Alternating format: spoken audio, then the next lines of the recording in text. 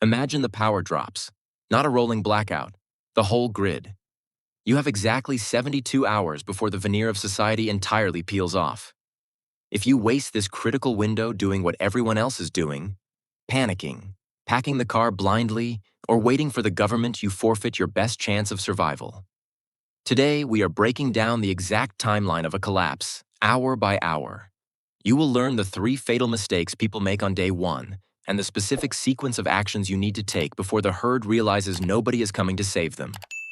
The power just cut out. Your television goes black. Your Wi-Fi router drops offline.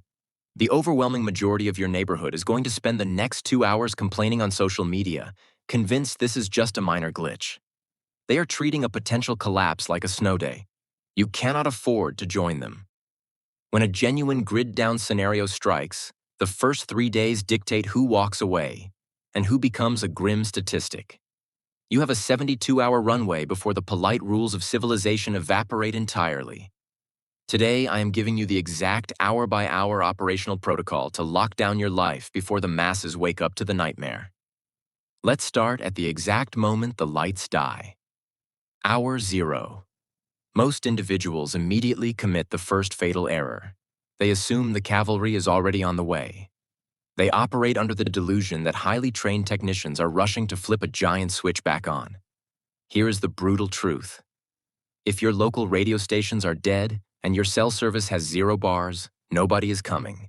The technicians are busy worrying about their own families. You must pivot from consumer to survivor immediately. The clock is running. Do not pack your vehicle. Do not run outside to gossip with the guy across the street. Your primary objective is securing the most fragile resource in your home, and you have virtually no time to do it. Which brings us to hour 2. Municipal water is an artificial miracle. It requires massive, energy-devouring pumps to push liquid miles through underground pipes. When the electricity vanishes, those pumps die. The only thing pushing water out of your faucet right now is residual gravity and leftover pressure. How long do you think that pressure lasts? In a dense urban grid, you might have less than 3 hours before your taps run completely dry. Do not wait. The instant you confirm a wide-scale blackout, you fill every bathtub, every bucket, and every spare container in your house. If you bought a specialized plastic tub liner, deploy it now. Water is your biological anchor. Without it, your internal organs will start shutting down long before you ever have to worry about securing food. By hour 12, the sun goes down. The streetlights remain dead. This is where the second fatal mistake happens, and it usually involves a piece of equipment you bought to feel safe. You drag your expensive generator out of the garage. You fire it up. You turn on the living room lamps and plug in the refrigerator. You feel prepared. Close your eyes and imagine a completely silent, pitch-black neighborhood. Now imagine the roar of a combustion engine and a glowing window. You are no longer a neighbor. You are a neon sign broadcasting that you possess fuel, food, and electronics. In the dark, sound and light travel for miles. Desperate people gravitate toward both. Operational security means staying invisible. If you must use a power source, it operates exclusively during daylight hours, out of sight, heavily muffled, and strictly to chill your perishables. When night falls, your house needs to look just as miserable and abandoned as the one next door. Welcome to day 2. Hour 24. The adrenaline has completely worn off. This is the moment for your inventory audit. Most individuals guess at their food supply. They glance at a pantry full of half-empty cereal boxes and random canned goods and assume they have 2 weeks of meals. Pause this video and mentally calculate your actual caloric stockpile. Not the number of boxes, the raw calories. Divide that by the number of people in your house, assuming you each need 2,000 calories a day to maintain physical labor. The math usually terrifies people. You are identifying your nutritional runway. But before you touch your deep storage, you must handle the ticking time bomb in your kitchen. Hour 36. Your refrigerator is no longer a preservation tool. It is a rapid decay chamber. Without a continuous chilling cycle, meat and dairy cross into the dangerous temperature threshold. This is the purge phase. You must cook and consume your highly perishable items now. Fire up the outdoor camp stove. Roast the meats, eat the dairy. If you try to stretch the lifespan of that chicken breast into day 4, you are begging for a severe gastrointestinal infection.